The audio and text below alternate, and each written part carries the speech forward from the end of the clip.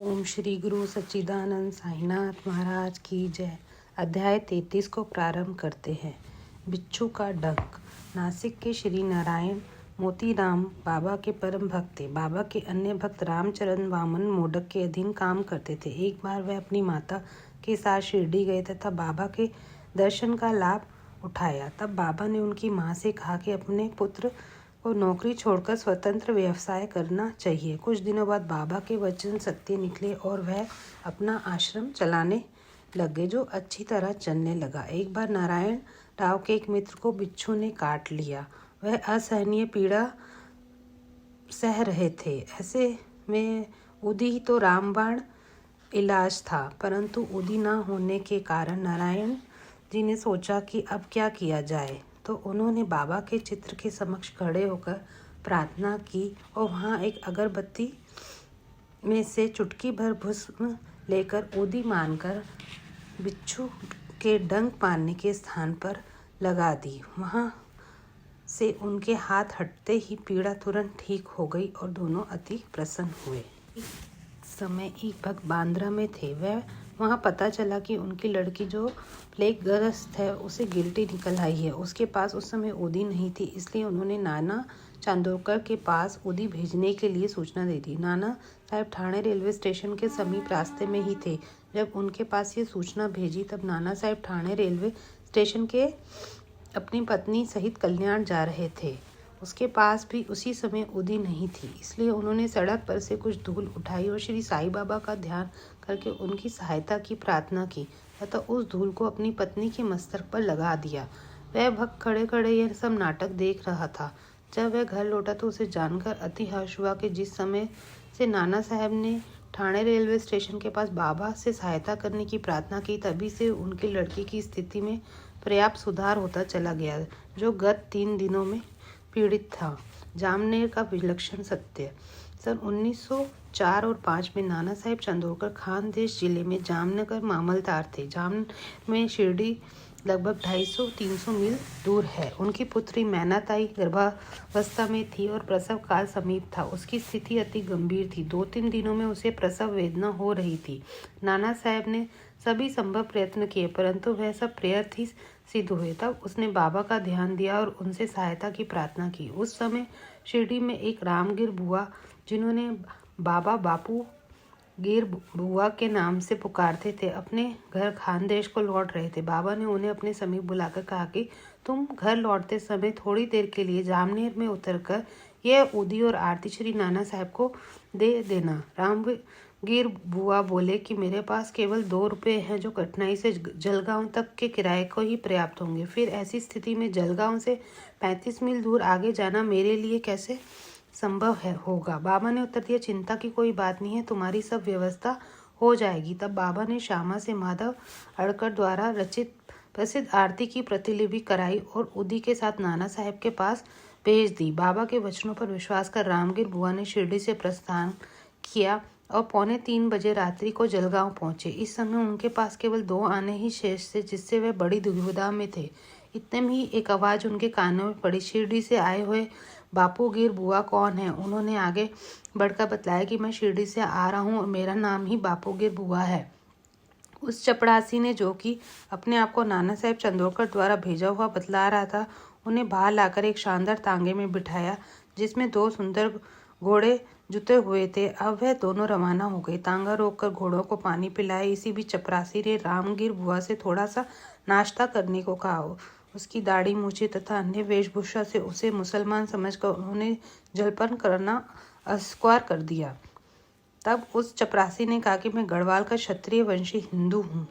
यह सब नाश्ता नाना साहब ने आपके लिए भेजा और उसमें आपका कोई आपत्ति और संदेह नहीं करना चाहिए। तब वह दोनों जलपान कर पुनः रवाना हुए और सूर्योदय काल में जामनेर पहुंच गए। रामगिर बुआ लघु शंका को गए और थोड़ी देर बाद जब लौट कर आए तो देखा कि वहाँ ना तो कोई टांगा था, ना टांगे वाला और ना ही टांगे के घोड़े। उनके मुख से एक ही शब्द निकल रहा था। वह समीप की कचहरी में पूछताछ करने गए और वहाँ उन्हें पता चला कि इस समय मामलतार घर पर ही है। वह नाना साहब के घर गए और उन्होंने बताया कि मैं शिरडी से बाबा की आरती और उदी लेकर आया हूँ। उस समय मैना ताई की स्थिति बहुत ही गंभीर थी और सभी को उसके लिए बड़ी चिंता थी। नाना साहब ने अपनी पत्नी को बुलाकर उदी को जल में मिलाकर अपनी लड़की को पिला देने और आरती करने को कहा। उन्होंने सोचा कि बाबा की सहायता बड़ी सामयिक है। थोड़ी देर में ही समाचार प्राप्त हुआ और प्रसव कुशलतापूर्वक होकर समस्त पीड़ा दूर हो गई। जब रामगिर बुआ ने नाना साहब को चपरासी, तांगा और जलपान आदि रेलवे स्टेशन पर भेजने के लिए धन्यवाद दिया तो नाना साहब को यह सुनकर महाना आश्चर्य हुआ और वह कहने लगी, मैंने तो कोई तांगा न चपरासी भेजा था और ना ही मुझे शिरडी से आपके पधारने की कोई पूर्व सूचना थी। ये तो सिर्फ साईं बाबा ही कर सकते हैं। जो मेरे बाबा सबका ध्यान रखते हैं वो और कोई नहीं रख सकता। एक दिन मुझे बाबा ने अपने समीप बुलाकर एक उदी की पुड़िया और एक आरती की प्रतिलिपि देकर आज्ञा दी कि जामनेर जाओ और यह आरती तथा उदी नाना साहब को दे दो। मैंने बाबा को बताया कि मेरे पास केवल 2 रुपये हैं जो कोपरगांव से जलगांव जाने वाले वहां से बैलगाड़ी तथा जामनेर जाने के लिए पर्याप्त है। बाबा ने कहा, अल्लाह देगा। शुक्र का दिन था। मैं शीघ्र ही रवाना हो गया। मनमाड़ से 6-6:30 बजे सायंकाल और जलगांव 2:45 पर पहुंचा। उस समय प्लेग निवारक आदेश जारी थे जिससे मुझे असुविधा हुई और मैं सोच रहा था कि कैसे जामनेर पहुंचूं।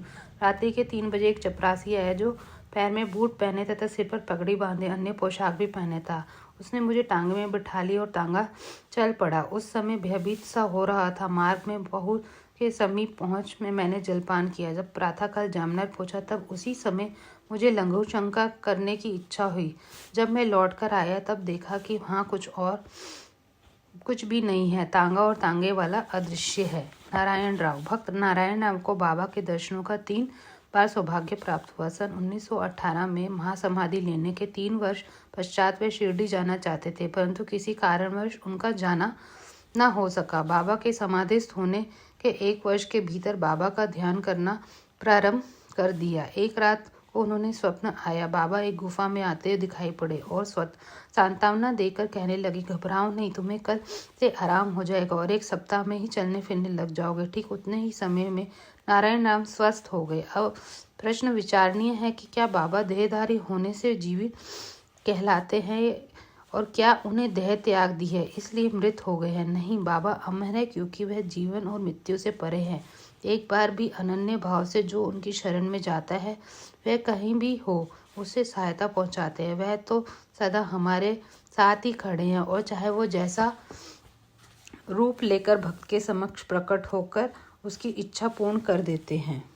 अप्पा साहब जब थाने में थे तो उन्हें भिवंडी दौरे पर जाना पड़ा, जहां उन्हें 1 सप्ताह में लौटना संभव न था। उनकी अनुपस्थिति में तीसरे दिन और उनके घर में निम्नलिखित विचित्र घटना हुई। दोपहर के समय अप्पा साहब के घर एक फकीर आया जिसकी आकृति बाबा के चित्र से ही मिलती जुलती थी। श्रीमती कुलकर्णी तथा उनके बच्चों ने उनसे पूछा कि आप शिरडी के श्री साईं बाबा तो नहीं है? इस पर उत्तर मिला कि मैं तो साईं बाबा के आज्ञाकारी सेवक हैं और उनकी आज्ञा से ही आप लोगों की कुशल क्षेम पूछने आए हैं। फकीर ने दक्षिणा मांगी तो श्रीमती कुलकर्णी ने उन्हें 1 रुपया भेंट किया। तब फकीर ने उन्हें उदी की एक पुड़िया देते हुए कहा कि इसमें अपने पूजन में चित्र के साथ रखो। इतना कहकर वह वहां से चला गया। अब बाबा की अद्भुत लीला सुनिए। भिवंडी में अप्पा साहब का घोड़ा बीमार हो गया जिससे दौरे पर आगे न जा सके। तभी उसी शाम वह घर लौट आए। घर आने के बाद उनकी पत्नी के द्वारा फकीर के आगमन का समाचार प्राप्त हुआ।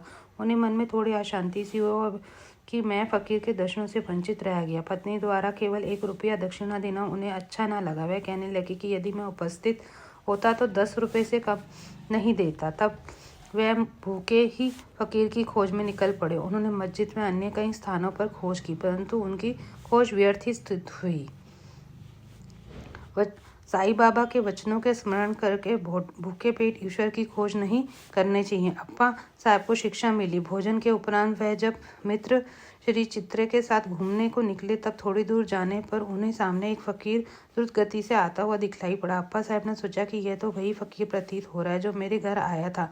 उसकी छवि भी बाबा के चित्र के अनुरूप ही थी।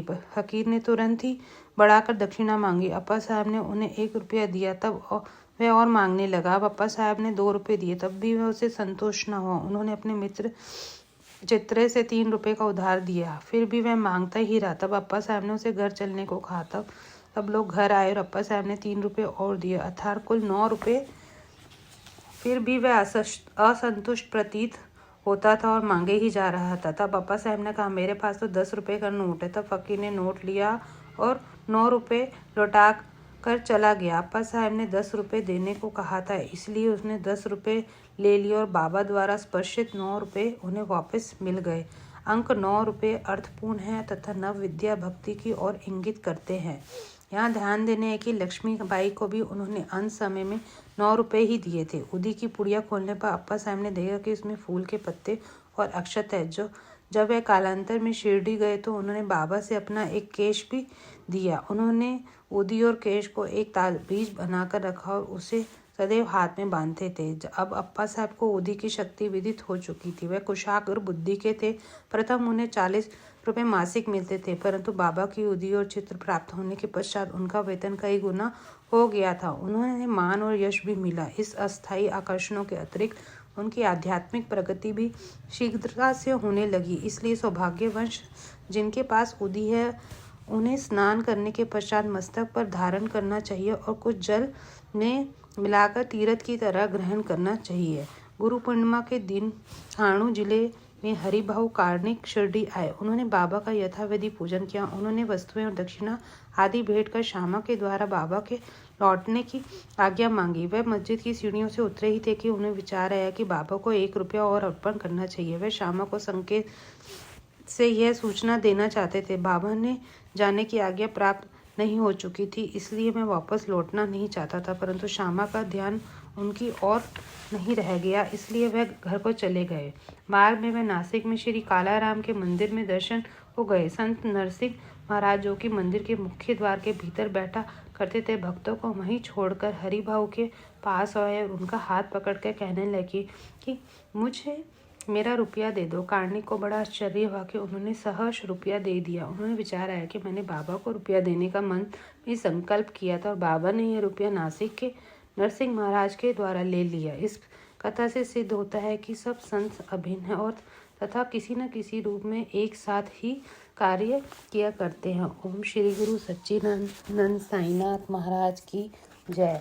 यहाँ पे मेरा साई सचरित्र पढ़ने का ध्येय यही है कि मुझे बहुत टाइम से बाबा ने ही शायद कोई निर्देश दिए हैं कि मैं ये आप तक मेरी साई सच्चरित्र पहुंचाऊं मेरे द्वारा। तो मैं आपसे आशा करती हूं कि आप लोग मुझे सपोर्ट करेंगे और मेरे को सब्सक्राइब करेंगे। धन्यवाद।